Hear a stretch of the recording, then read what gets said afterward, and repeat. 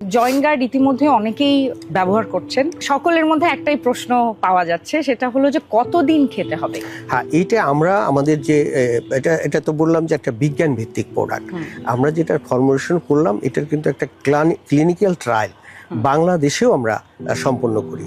ওই যে উপাদানগুলো ব্যবহার করলাম সেগুলো আলাদা আলাদাভাবে বিভিন্ন দেশে ক্লিনিক্যাল ট্রায়াল আছে।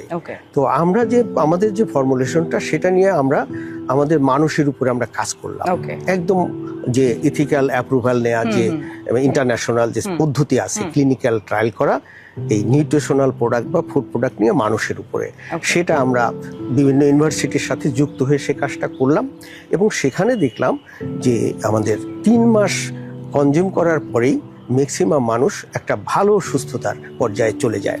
কারো কারো হয়তো 1 মাস পরেও সে অনেক ভালো বোধ করে, কারো 2 মাস পরেও করে, কিন্তু 3 মাসেই একটা সন্তোষজনক সে ফলাফল পায়। এটা আসলে এক একটা বডি ভেদে বা ইমিউন সিস্টেমের উপরে ডিপেন্ড করে, রাইট? হ্যাঁ, এটা আমরা জানি যে আমাদের যত প্রাণ আছে প্রত্যেকটা প্রাণীরই কিন্তু একটা স্বতন্ত্র বৈশিষ্ট্য আছে।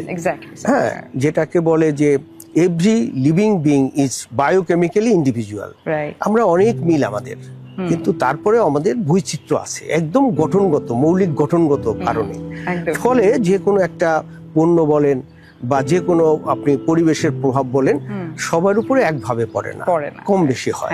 কারো খুব তাড়াতাড়ি কাজ করবে, কারো দ্রুত করে, কারো একটু পরে করে, কারো হয়তো 3 মাসেরও বেশি সময় লাগতে পারে, যারা অনেক দিনের এবং যে একটু বেশি বয়স্ক। তবে স্ট্যান্ডার্ডটা হলো 3 মাস আমাদের।